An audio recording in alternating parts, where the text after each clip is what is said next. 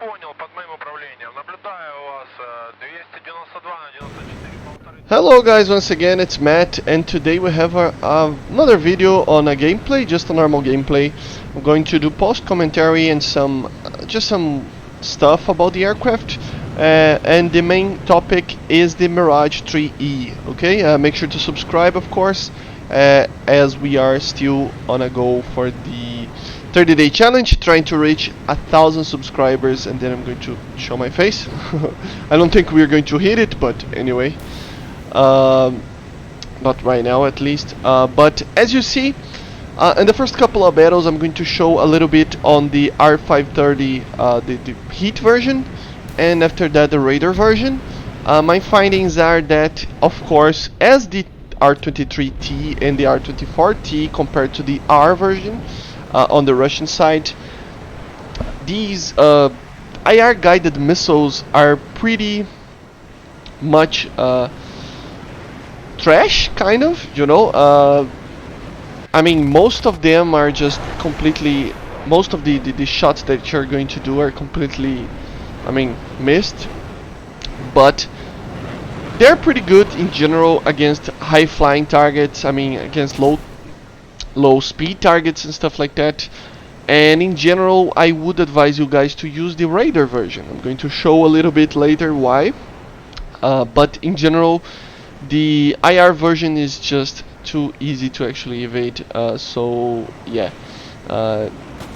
But anyway, it is an aircraft that was top tier, but it got kind of a lower BR in the past couple of, I think it was like a couple of months ago or something, and it just got, no, I think it's a while ago, right? And it got a lot better. I mean, it's just a lot better at 10.3, even though it's still kind of nose heavy compared to the Neshare or the Mirage 5, of course, because of the radar, and especially the Mirage 3E has a Doppler navigation radar on the nose as well, which makes the nose a little bit heavier than the 3C as well, and that can be a little bit problematic in the sense that it actually makes it so that the aircraft is just a little bit lower on the energy retention department, you know. The Mirage of course 3E was basically a little bit more advanced version of the 3C that we already have, and basically was the idea behind it was to actually help with ground attacking and stuff like that. In general, you know, of course, it was kind of a multi-role strike variant of the aircraft. Of course, it had a better radar for ground and has this type of systems like the radar navigation systems and a better warning receiver. I don't think the C had a warning receiver in the Israeli tree. We have them, but I don't think in the French tree we have them. So it's just basically a ground attack version, kind of a multi-role fighter actually, but it depends on the squadron that was used for. It was used as an interceptor or as a fighter. As you see here, this is the first match that I tried to use the R530, the radar version. I missed the target, so don't expect it to actually be as good as a R23 or AIM-7E or something like that, or even better. It is a very early missile. It's from 1962 or something, so don't expect it to be great, you know. But you can get kills with it. In this match, you saw back there that I got the kill with a side aspect with the magic, and I went to actually find more targets to actually kill. And it's just that the Mirage is complicated. I mean, as I said, it loses a lot of speed while turning, as all delta wings like this, and with the nose heavy that I told you, it loses a little bit more because you have to have a little bit more AOA to actually hit the targets. But it's not the worst thing in the world. I mean, that was a poor shot for my part, but it's just complicated, you know. The cannons are pretty good. They are low, very low muzzle velocity in general, so they have a little bit of a bullet drop, and they don't have kind of a good range. If you try to hit targets beyond 1 kilometer, is really hard. It depends very much on the situation, but normally you won't be able to. And normally, even though it has a 10.3, I don't think it should be 10.0. But even with the 10.3 BR, it faces a lot of top tiers. I mean, for me at least, like at least half of the battles that I played are top tiers. So that can be very problematic with the aircraft, since it doesn't have a lot of power. It's not even that it doesn't have a lot of power, but it's just losing speed a lot, you know, while you're turning. So you have to be very careful. As you see, try to roll a lot to go on the defensive as always. Just try to hit the snapshot. Kinda made that guy crash. He was dogfighting me, but he ended up crashing trying to get back to me. But yeah, in general, it is a light fighter, so you have to use it as one. But normally, in the start of the battle, I use it as a normal interceptor. I just climb and try to fire as soon as possible the R530. Of course, the R530 is not a good missile for late in the game, you know, normally. So when you have a target-rich environment and a lot of friendlies in the area as well, you can use that to actually kill somebody with the R530, which at 12-13 kilometers. So yeah, try to climb, shoot a missile, I mean, as fast as possible, and the first target at 13 kilometers or something. And not any target, of course, targets that are kind of going for you and stuff like that, or at least they're at your 12 o'clock basically. So, but yeah, try to do that, and after that go for the MatAWGs, which are probably the second best missile. Yeah, that was bad, but the second best missile in the game. IR, probably losing only for the R60M. Here is a textbook interception, as I was saying. So a lot of targets, as you see on the radar, at least 5 or 6 targets. I try to find the closest one, and in this situation, the cloud cover actually helped me a lot, because the guy didn't see my missile coming. But as you see, lock the target, 9 kilometers, missile away. So yeah, as you see, the cloud cover could be a factor here, but he is flying really high. He doesn't know that I fired the missile, and it's a kill. So this is the most amount of kills that you can get in a 530, the most effective way to get kills, in my opinion. Of course, with the IR version, you can get a lot of surprise kills, but in general, it doesn't turn a lot. So the missile, so it makes it kind of bad in certain situations. You cannot use it like a MatAWG, you know. So in general, try to just do this every match. Just try to climb and get one of the guys as fast as possible, making my aircraft a little bit lighter. I am using 20 minutes, even though I normally, if you know me, I normally like to use 30 minutes at least, because of the afterburner. Just because of the nose heavy aircraft that we are flying, I prefer to actually get a little bit less fuel to just be a little bit more light. It doesn't change a lot, and the matches normally don't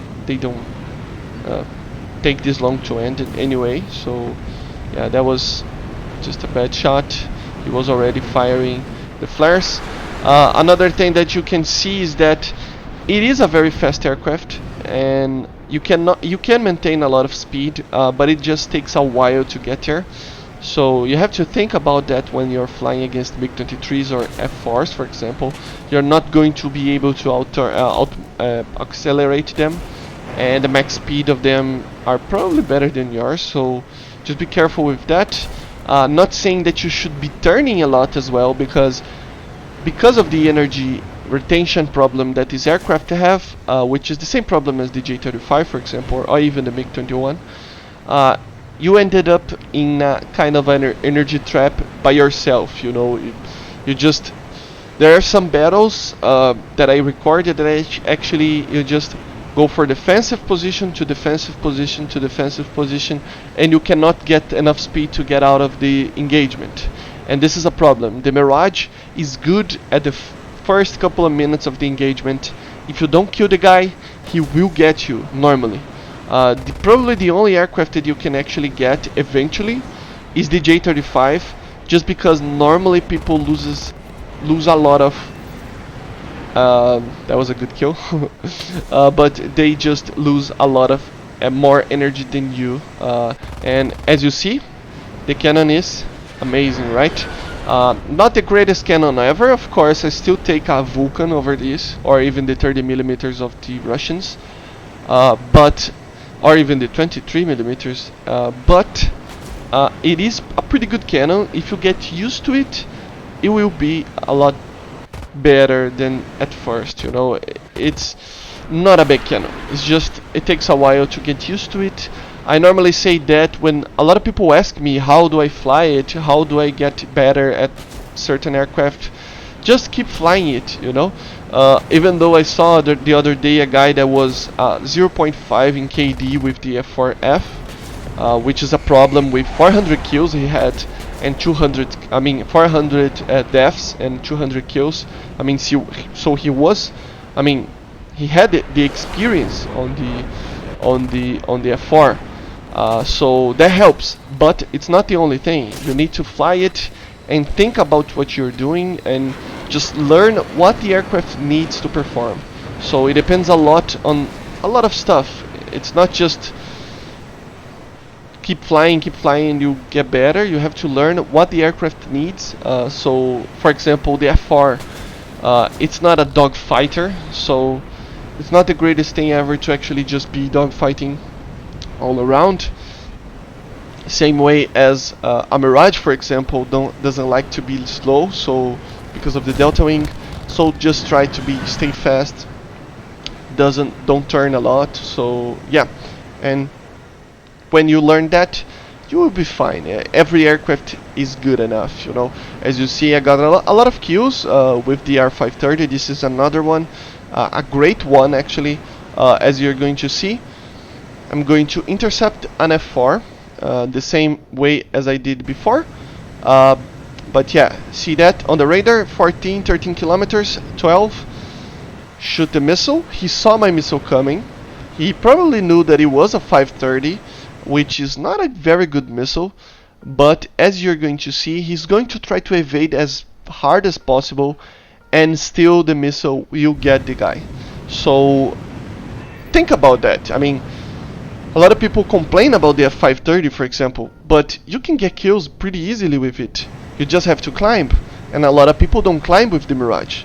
And this is a very good example on people that just are just playing and repeat, and they don't think about what you're doing.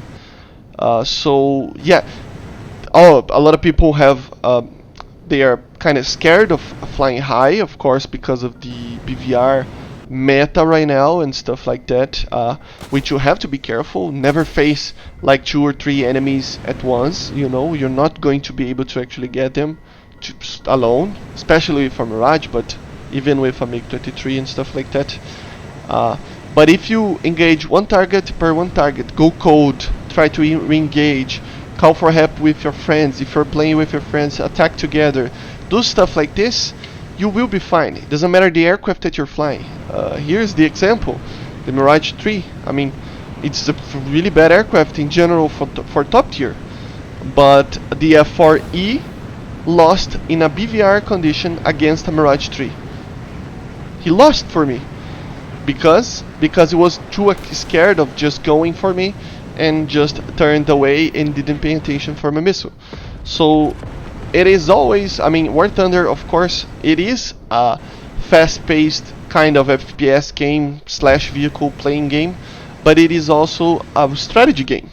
You have to think about what you're doing. And I'm saying that, of course, I'm not saying that I'm the holder of the truth, and that I always know what I'm doing and stuff like that. I always do mistakes, and yeah, it's normal.